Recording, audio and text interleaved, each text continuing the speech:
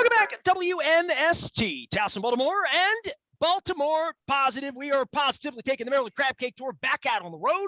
We're going to be Conrad's in Perry Hall on Friday, and then very special, Don's had requests on this. We're doing a vegan crab cake at the Land of Kush on the 18th, Preakness week.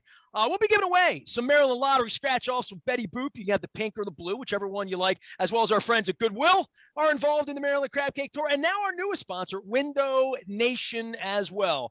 Don was my high school guidance counselor, a one-time civics and history, social studies professor back in the day in Baltimore County, and went on to principal and superintendenting and all of that stuff. So we do a little education around here, and the words Kirwan come up, and those of us that know the Maryland Terps or whatever, but on the education side, Don, it means something completely different. I know we're going to take a deep dive into education and where all of this money, and our sitting governor sort of fought against this, and we're going to talk a lot about this, but you've gotten the expert of all experts here, Don.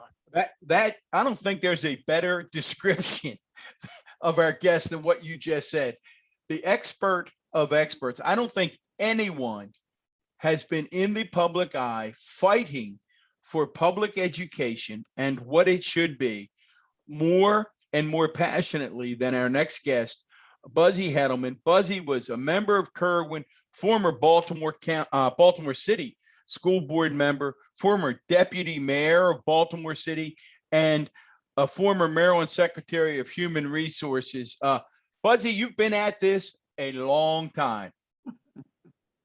Thank you very much for the kind words, and I know you have been at this for a long time too. Not happily, not as long as I have, but I hope there will be lots more years for both of us. Now, he said we never had a guest like you on, and I'm thinking, if Nancy hears this, if Nancy Grasmick, I'm thinking like we've had her on too. So I just want to be respectful to everybody.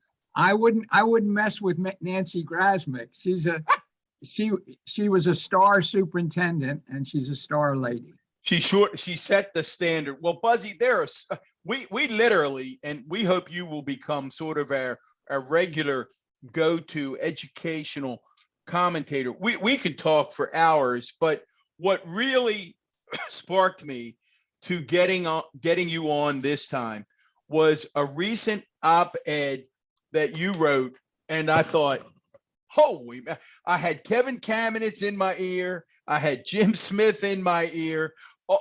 We have been singing this song forever, and no one likes to hear it, and that is, you suggested in a recent piece that school boards have long outlived their usefulness and there's a better way to govern. So with that, we're going to shut up and have you educate our audience as to why that's so. Well, I think, and bravo to you guys for having the same kind of view. It's not a popular political view. And I'm not sure if you were still in the political thick of things day to day, Don, there'd be something that you or any other candidate wants to bring up because it's so enshrined in our nostalgic thoughts about public education. But think about it. What do volunteer lay people bring to delivering professional education to our kids? There may have been a day, a time, a century ago when you had a rural, one-room schoolhouse or something, but math and science, they're not different in Towson than they are in Baltimore, than they are in Rockville. And the way to teach kids to read shouldn't be any different. The only thing that I think school boards as now constituted can do productively is to hire and fire the superintendent. So that raises the question, well, could it be done better? And it seems to me that the chief elected official, be it the county executive or the mayor or the chair of the county council, is better equipped to do that. And you have a better chance of holding the system accountable for results if you can look to the county executive or a mayor, as opposed to looking to 7 or 9 people, some elected, some appointed, some who are very political, which is not to say that county executives and mayors aren't political, but they are the ones who can best be held accountable. And that's true generally. Now bring this up to today, and school boards are the biggest mess imaginable across the country. School boards are now a wedge issue in national politics and in state politics. We see what's gone on in the Baltimore County School Board and the Prince George's County School Board over the last few years, and it just isn't working. And as I've often said, there's only one thing worse than an appointed school board, and that's an elected one. And elected school boards just geometrically increase the politics and the potential mischief. And we're seeing that across the country today. Buzzy, you call it mischief in your op-ed. You said red hot conservatives are doing most of the damage. Look, I don't, we talk politics here all the time, and sides that stand for what they stand for when they're lying, when they're being dishonest, I have no problem calling a liar a liar. And in regard to teaching kids basic things about education, to especially the book burning going on in 2022, it's amazing to me that someone wouldn't want To Kill a Mockingbird taught. Like that is just an incredible statement. And Don and I talk a lot about To Kill a Mockingbird. It's my wife's favorite book and play and show, and Gregory Peck and all of that. But the bigger issue is we're, almost 80 years out on that, and now we're saying, well, that's not a story we want to tell. That's too dangerous. It's too controversial to talk about true history. And on the right side, to make it an issue for something that none of their constituency even understands at this point. Your thoughts about the politics of this and when this really came in, because I don't think when I was a student of Don's, it was like this that I at all. And Don, you can speak to that as a principal as well. I want to congratulate you for surviving the instruction and coaching you got from Don. In spite of him, I have succeeded. So congratulations. We are having new education wars across the country. And as I said, Republicans in particular are stoking this up for partisan political purposes. And as you know, it goes back to, I'm doing a blank, Northam in Virginia and how he got it started, which is not to say that there haven't been excesses on the left. Critical race theory is a complicated thing. Gender issues are complicated things. But by far, the mischief is by Republicans who want to use this as a wedge issue, and you can see they're playing into it heavily. I mean, I'm now writing an article on what we should expect in a governor in 22. And you look at the websites of Catherine Schultz and Dan Cox, that's what they're talking about. They're talking about turning the schools over to parents and so forth. So it's a political reality. Democrats have to be smarter. We have to deal with excesses and put forward better possibilities on our own, but it is a national war cry. It's not a dog whistle, it's an out and out war cry. That's, it will figure large in the 22 and 24 elections, unless something changes. And, I don't think we have great hopes that the political climate will change. Buzzy Hettleman is our guest here on Baltimore Positive, along with Don Moeller. I just have one follow-up on that, because you mentioned critical race theory, TRT, whatever. Can you define it? I mean, you're a smart guy. You've been at this a long time. What's the beef, as we would say? And I don't think anyone on Fox News even understands what it is or could explain it to me either. I don't know that I've ever asked anybody on this program because we haven't talked much about it. But do even you understand what it is? Could you explain it to a red-blooded American with a red hat or a blue hat, or a black parent or a white parent, or a suburban parent or an urban parent? What is critical race theory? Well, I probably can't explain it, but let me try. I think it's the idea, the intent, going back to the New York Times 1619 project, was to make people more aware of the extent to which racism has been a factor throughout our history. And there are still strains of it that are reflected in everyday life and in some of the curricula. But that's a far cry from but there have, in the quest to do that, there has been some, I'll use the word excesses on the left that have sought to make everything racial, and to see every educational issue as basically racial in intent, and that isn't accurate. And the best way to deal with the racial issues of blacks and browns is to teach them how to read. And that's not and there aren't racially different ways of doing that.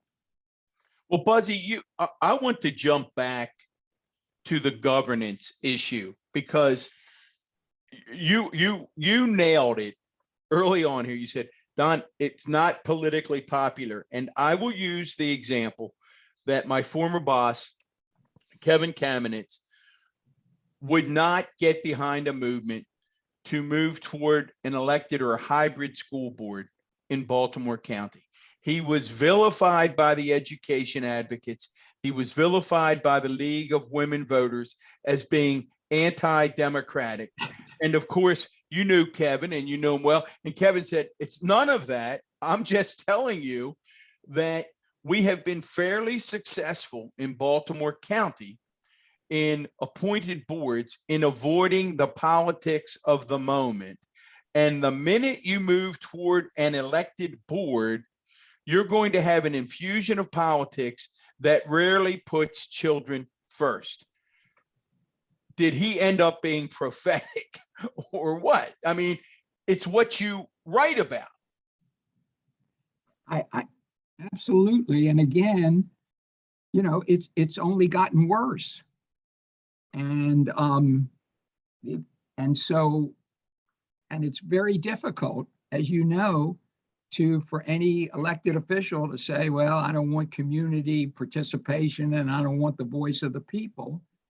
And particularly in these days of such dysfunctional politics. The other thing is, I'm a person of the political left, and I support teachers' unions as well as other unions.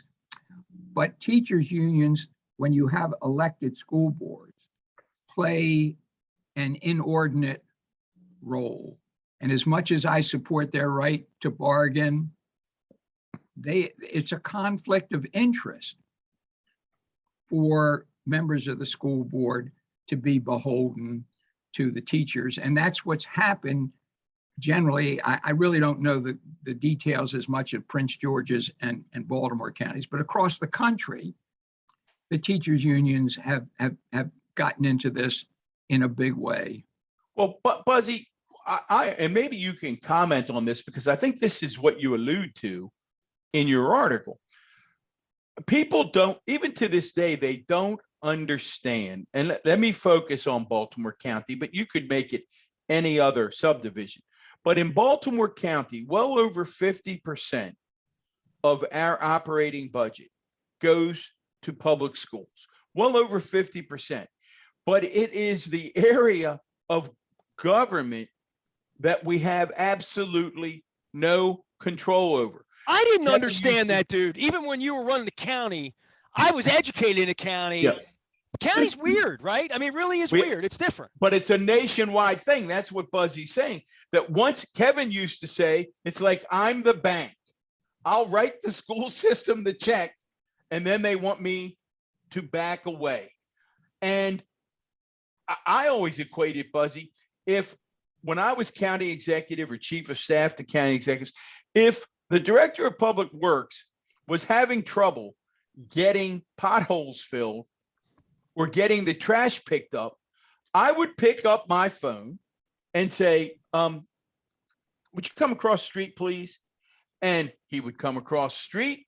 We'd have a discussion, and it would either get better or it wouldn't. And if it wouldn't, we would then get a new director of public works. People are shocked that the county executive can't have any kind of input into what a school superintendent is doing when they commit half the budget. It doesn't seem to make any sense, Buzzy. And it doesn't make any sense. And it's very hard, actually, when you think about it. I sometimes say one of the reasons public education isn't cooking is because there are too many chefs in the kitchen.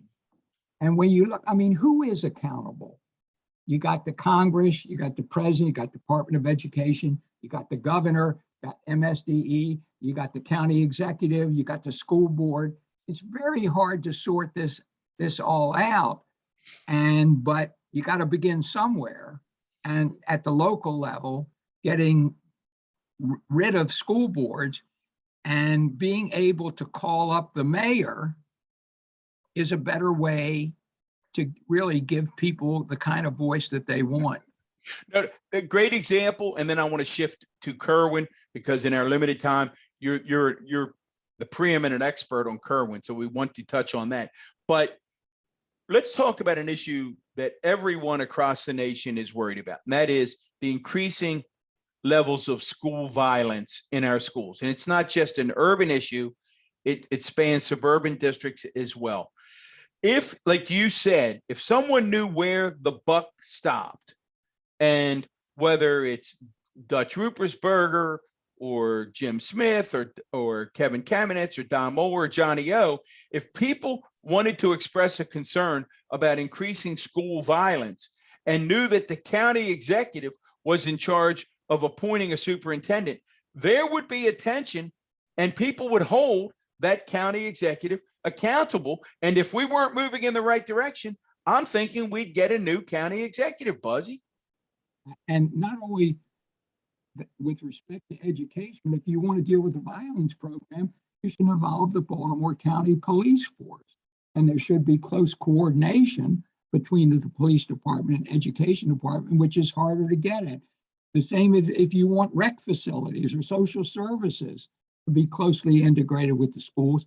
The county executive is better able to do that than a school board can't do it at all. Right. Well, Buzzy, let's shift real quick. You were there in the beginning of Kirwan. You were on. Nestor loves him some Kirwan commission, and he doesn't understand, and you've written about, but he'll never understand Hogan's opposition. It's made no sense to us from day one. But let's start at the beginning. Did Kirwan fulfill its promise, Buzzy? No. And let me say, maybe I should say yes and no. The Kirwan Commission and the blueprint, the blueprint basically incorporates the recommendations of the Kirwan Commission. Did many good things. Increased early childhood services. It raised teacher salaries, gave them more planning and work time. It does good things with career and technology education. It provides wraparound community services for schools with the highest concentrations of poverty. But although almost no one realizes this, and you know some idea of the way the education formulas work, the biggest element is the foundation or base. And that pays for what goes on day to day in schools for all kids. Class sizes, music, art, gym, security officers, nurses, counselors, librarians. That wasn't raised at all. And also, when you don't have an increased foundation, that also costs money for services for kids with special needs. kids who are poor, kids who have disabilities, English language learners. So the real question is, how could the Kirwan Commission and the blueprint leave the biggest part of the school formulas out? And my answer to that is sheer politics. Given that Larry Hogan was the governor and was not going to put up any real money, the legislative leaders basically gave the Kirwan Commission a figure of $4 billion to work with. $4 billion is a lot of money. But if you look at the needs and you look at $4 billion scattered over 13 years, it amounts to only about a 1% annual increase in the state budget. So it's really more. It's not an issue of revenues. I mean, if you had more progressive taxation, and you had the political will to do it, doubling that over 13 years, now 12 or 13 years, would not be a big political bite.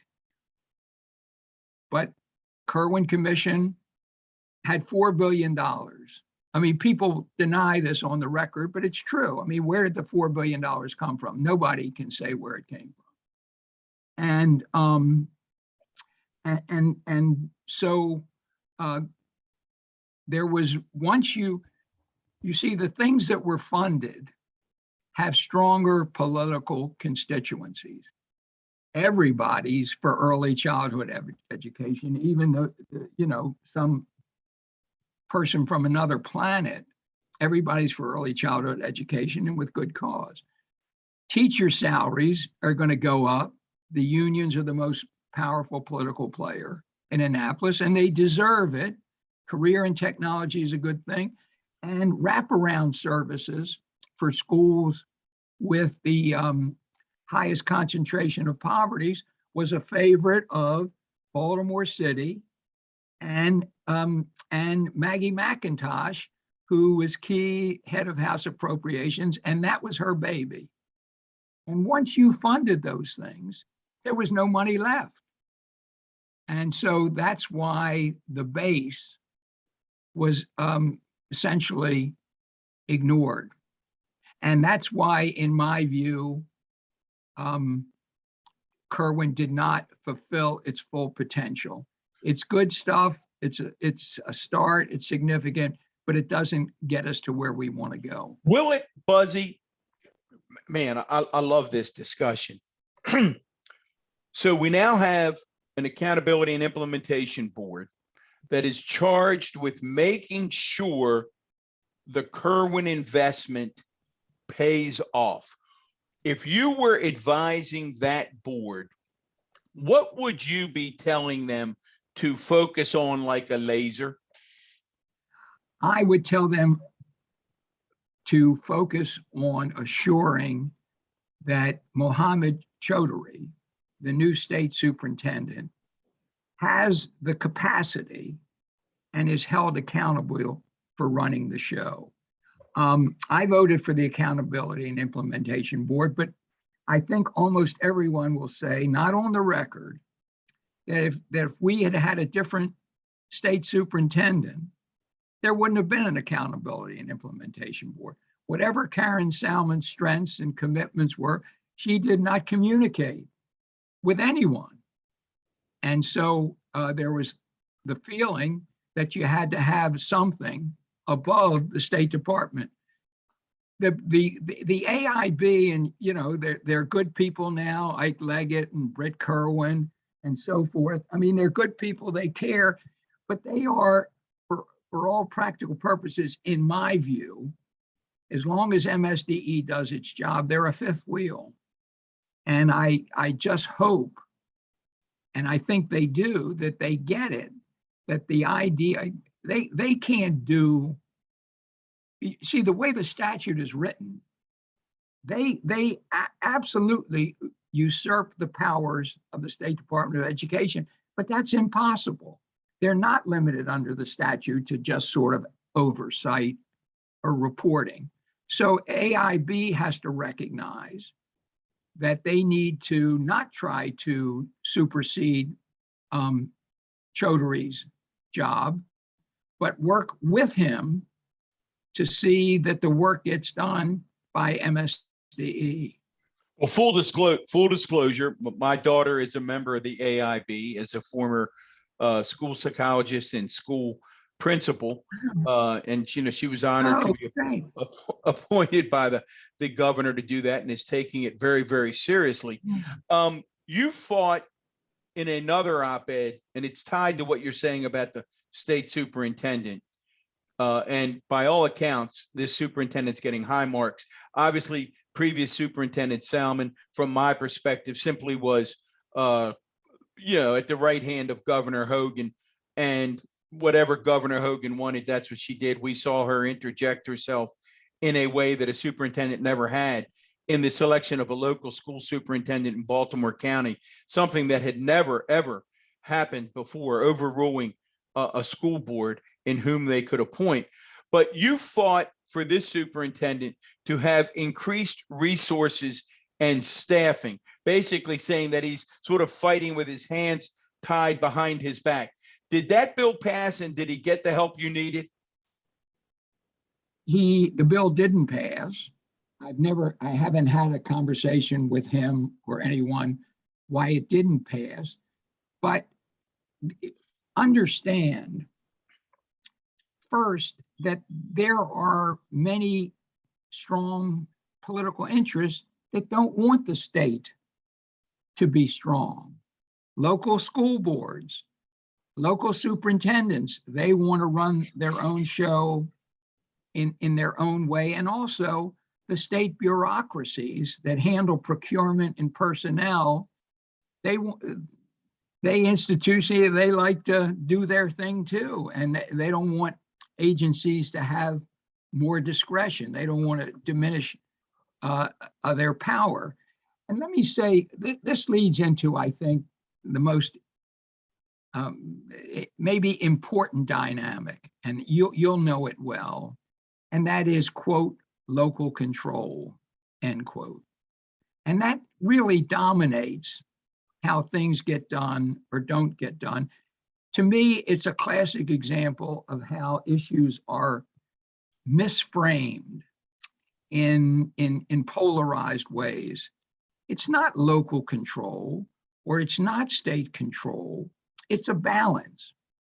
And for the balance to work, for the state to have the power, the authority to set high standards, to monitor and make sure the money is well spent,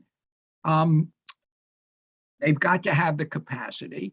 And the locals, I think the locals, if the state knows what it's doing, and if they get the money, then I think the issue won't be as contentious as it sometimes is.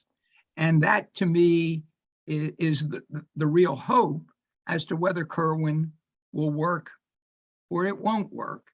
Chaudhry has got to work with the locals, and I think he's smart enough to do it.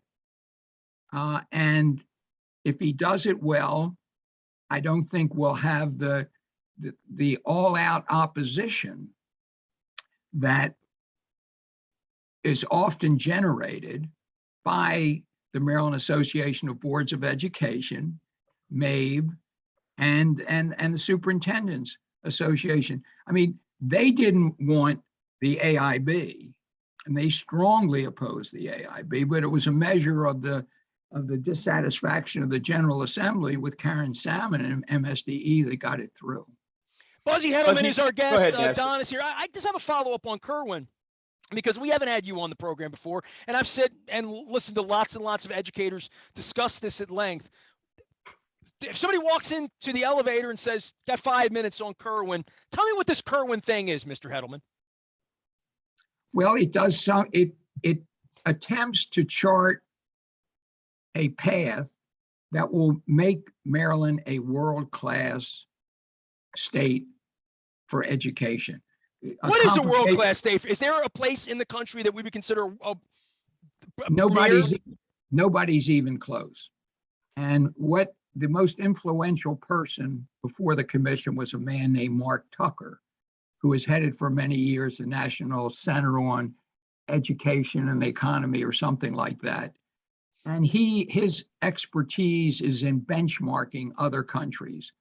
So we were urged to be more like Finland or Ontario or Shanghai or I forget which other countries that rank higher than we do in international assessments.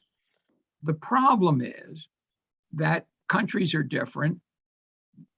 Tucker was never able to cost out exactly how that would happen. And so we were left without actually a blueprint. And eventually, some of these items that I've mentioned, the preschool, the teacher salaries, the wraparound services, they work their way in, whereas other basic things, as I described them, the day-to-day essentials, were left out because of the money program, because of the politics of the money. The Tucker blueprint never was costed out.